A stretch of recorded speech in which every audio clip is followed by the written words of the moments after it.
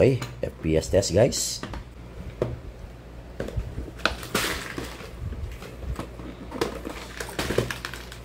Okay, this is it. Siyempre, para pumutok, kasa muna natin. Oh, napaka-pogi. Tunog pa lang, no? Okay, firing.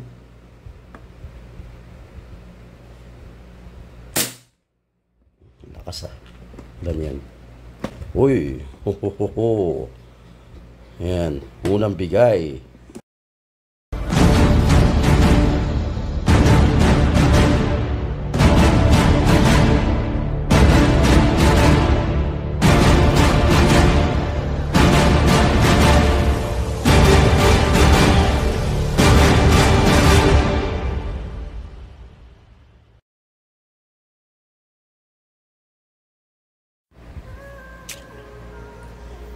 What's up mga lodis?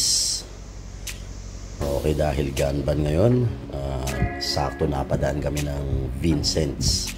Napabili ako ng unit mga lodi. So review muna tayo ngayon. Dahil gunban, hindi tayo gaano makalaro. Kaya amoy-amoy na lang muna tayo sa mga unit natin.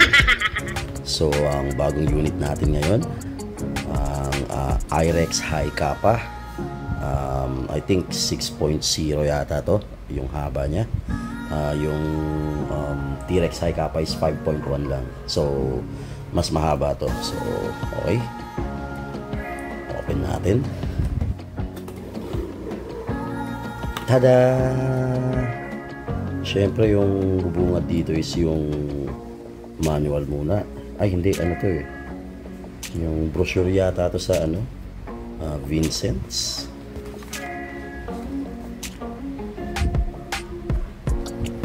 Okay yan mga lodi. Syempre dahil sa Vincent's binili, merong brochure nila. Yan. And syempre hindi mawawala yung owner's manual ng WeTech. Yan. Okay. Okay. Ito unit natin, bagong-bago pa. Okay, alright.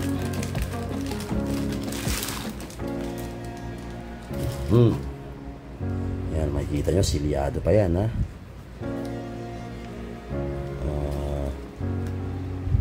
Date, August 21, 2023. Silver slide. And then, syempre yung tag ng Vincent's. Then, ano po bang nasa loob? Siyempre, High Kappa magazine, standard. And then, ano to? Parang plastic siya na, rubber ba to? Plastic. Plastic yata to eh. Okay, bahala yan dyan. Tingnan na lang natin kung saan yan. And then, ano pang kasama sa loob? Ano naman tong isang to? Okay, mount plate. So, mount plate siya kapag kunyari, aalisin natin yung rear sight niya. Papalitan natin ng mount plate para makabitan siya ng optics. Yan.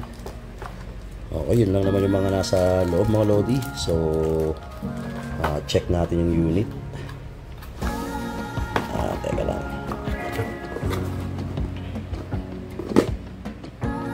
Ito yung unit guys. Napaka-pogi. So, 6.0 yung haba niya. And then, silver slide siya, pero actually yung top niya is black. And matte black siya sa taas. And then, island barrel. Nakalabas din yung part ng barrel. Actually, part to ng outer barrel. Ito nga dito. So, kapag kinakasa mo siya, naiiwan siya. So, yun. And then yun, nakikita natin sa loob yung inner barrel. And then, yan, fiber optic sights.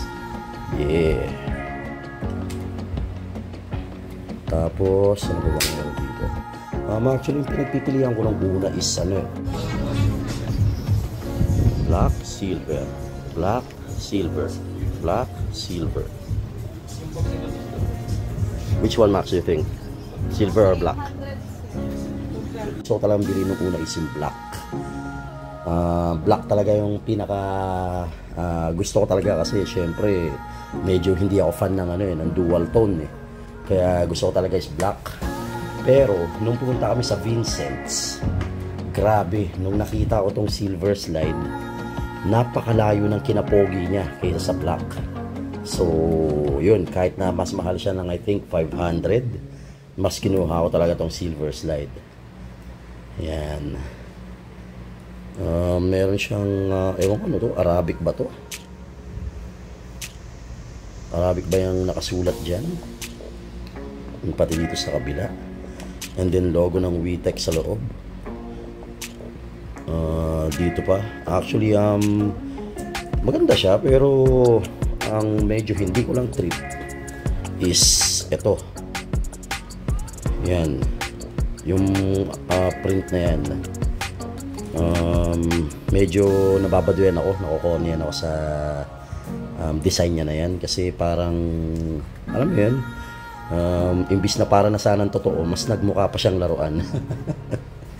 And then yun, may magwell, so try natin open. Ay teka, hirap buksan.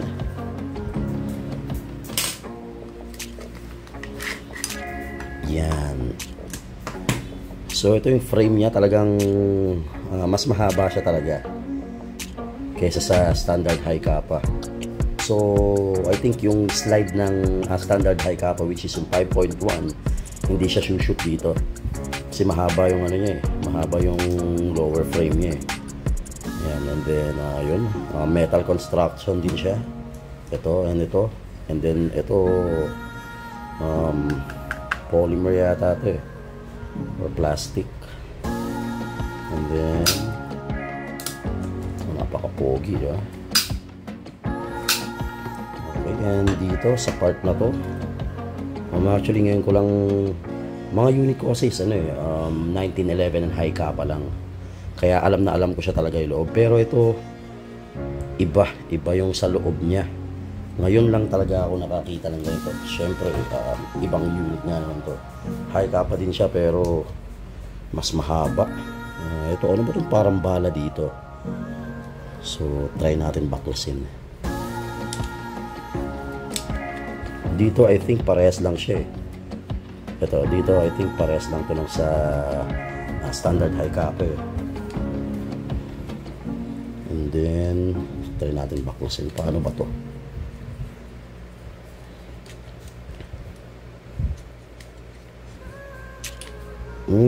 Okay. Ayun, yung parang bala natanggal. Okay, ito siya. Ito pala yung plastic kanina. Ito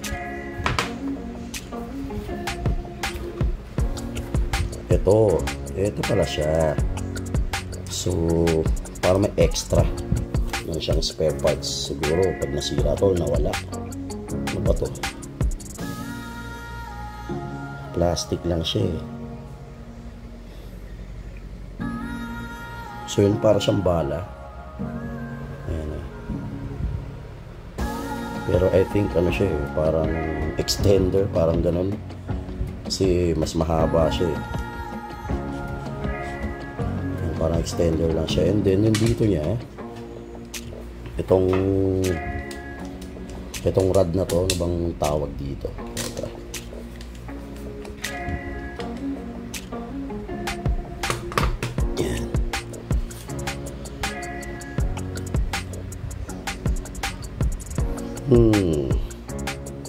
Okay, so itong guide rod niya, I think mas mahaba din siya kaysa sa standard high kappa eh.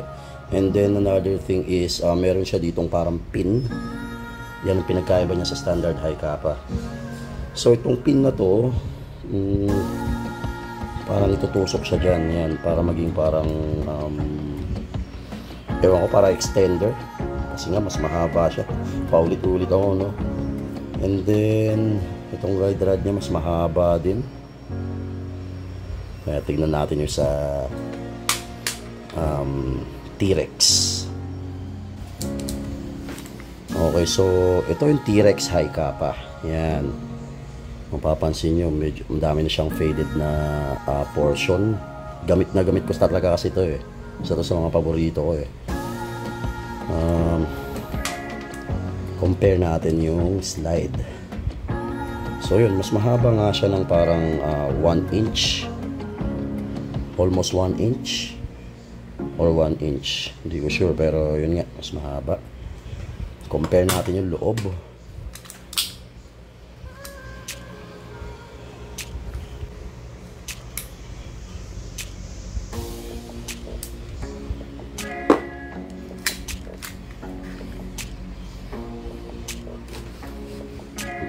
Yan. Ito yung sa high kappa. 5.1.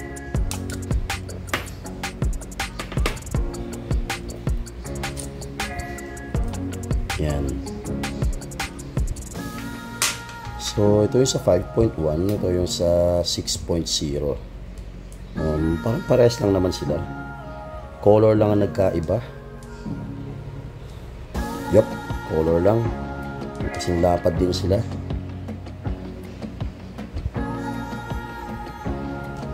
Parehas na parehas lang naman yung size. And then yung sa rod, parehas lang pala ng haba din. Akala ko nung una mas mahaba yung sa IRX eh, pero yan guys, magkaparehas lang sila ng haba. And then ito nga, yung sa IRX meron siya ditong pointed, meron siya ditong parang pin para mailagay mo yung itong parang bala na to na nagsisilbing spacer. Ayan, parang nagsisilbi siyang spacer or extender para sa mas mahabang barrel. And then ito namang sa T-Rex yung 5.1, yan, flat siya. Yan yung isa sa pinagkaiba nila. And then yung dito parehas lang naman eh, parehas silang merong rubber para mas masala or mas may pangsalo yung spring, yung recoil spring. And then barrel. Tingnan natin yung barrel na. Ayan. Yung sa T-Rex naman, pinag-compare. Dapat IRX lang, no? Ginawa ko, pinag-compare ko na yung dalawa.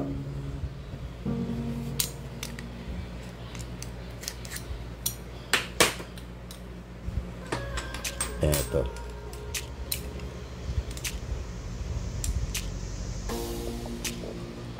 Yan. T-Rex, IRX. So siguro dito sa part na to, sa portion na to, sa part na yan, parehas na parehas lang ng size. Yan. Pati yung chamber, parehas lang sila eh. Ayan, no? Parehas lang sila ng size. Parehas sila ng chamber. Actually size din, oh. Parehas na parehas. And then ano pa ba? Ito yung sa bandang dito. Ay, T-Rex pala to. So sa T-Rex, parang parehas din siya nung sa T-Rex eh. Magka-size lang talaga sila. Ayan, oh. Yan, parehas na parehas sila.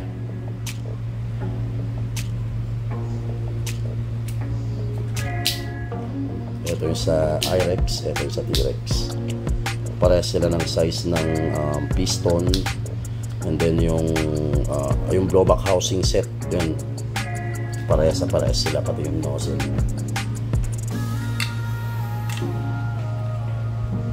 And then dito sa taas, para magkakulay sila syempre. Yan nga yung nagustuhan ko dito sa IRX eh.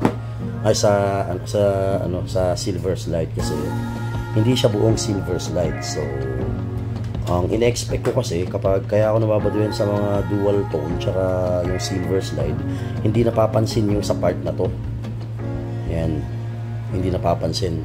Tingnan nyo to. Yan na tong 1911 ko.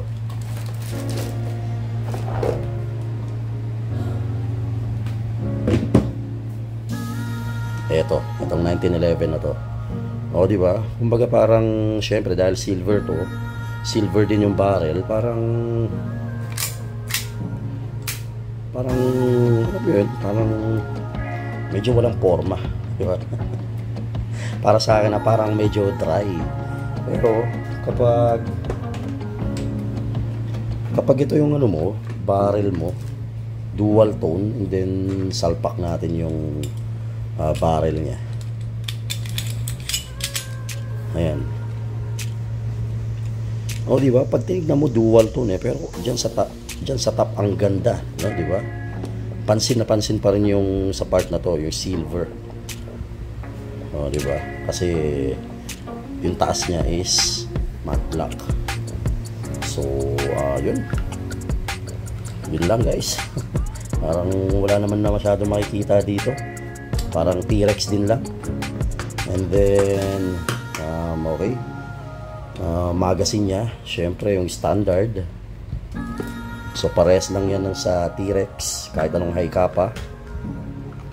Ayan. Ayan.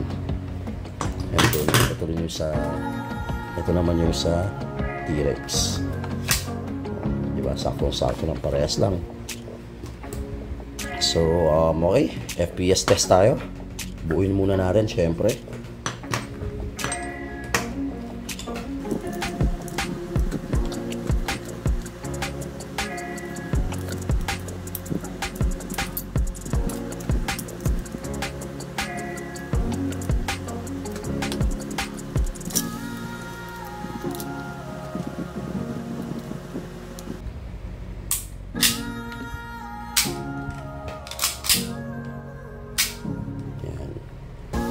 Okay, FPS test, guys.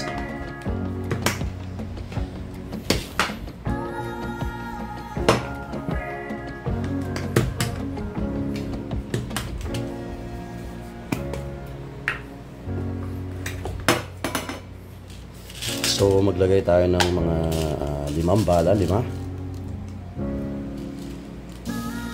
Siyempre pag nag-FPS test tayo, gamit natin is 20 lang, 0.20. So, syempre mas mahaba tong IREX, so nag-expect tayo ng mas mataas na bigay ng FPS dito kaysa sa T-Rex high kappa. Ayan. Hangin.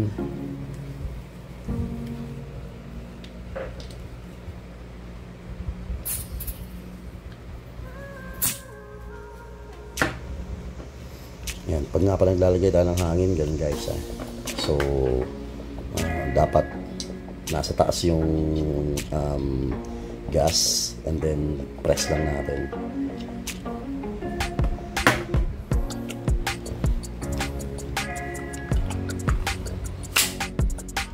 Okay, this is it. FPS test. So, yung chrono natin. Okay, ito yung chrono natin.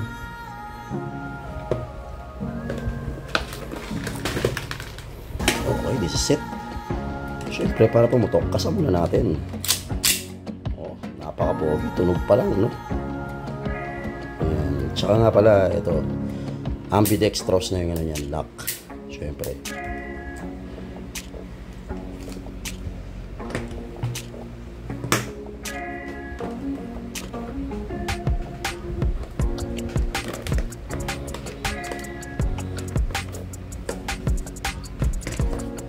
Okay, firing.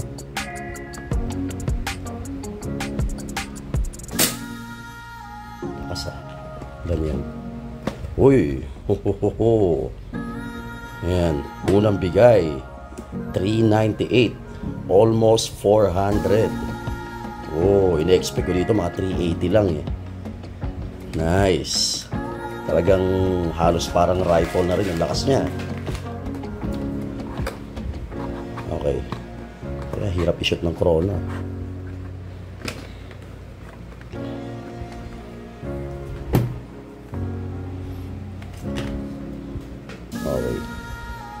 Second test.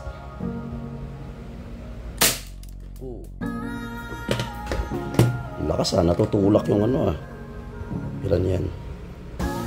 Kaya 0.46. Mali yun. Tumama sa ano ulitin natin. Teka.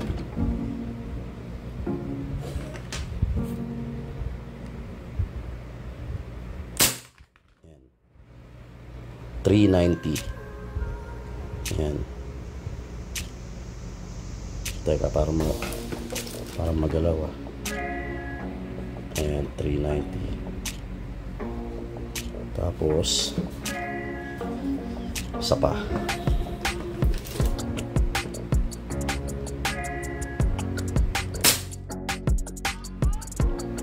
$391. Taas ano?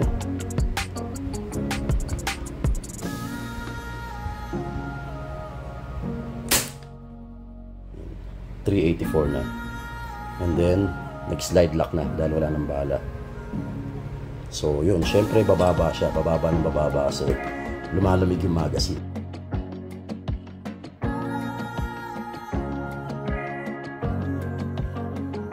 Diba?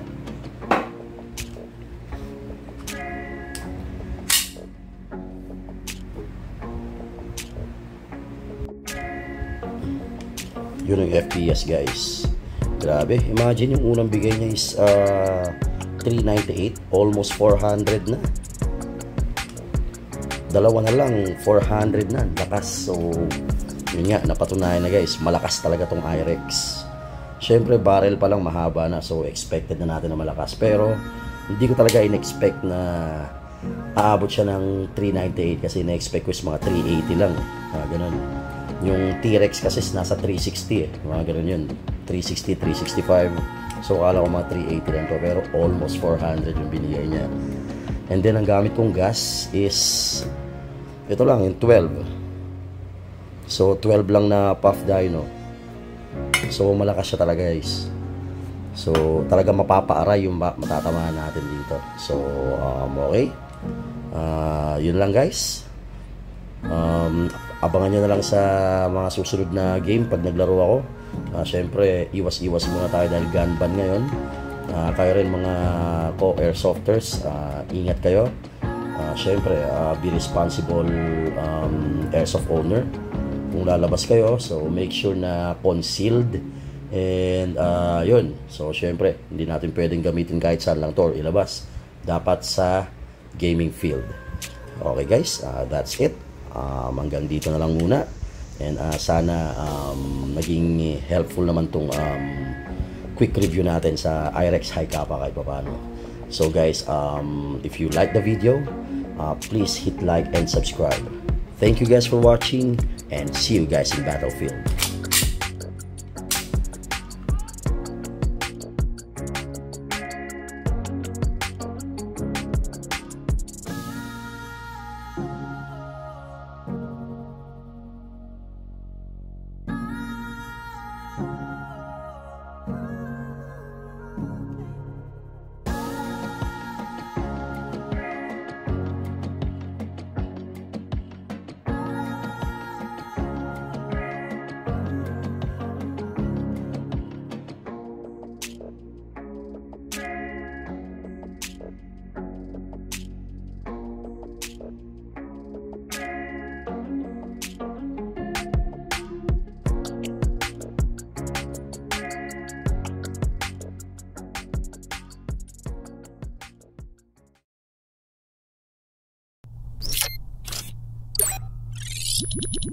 You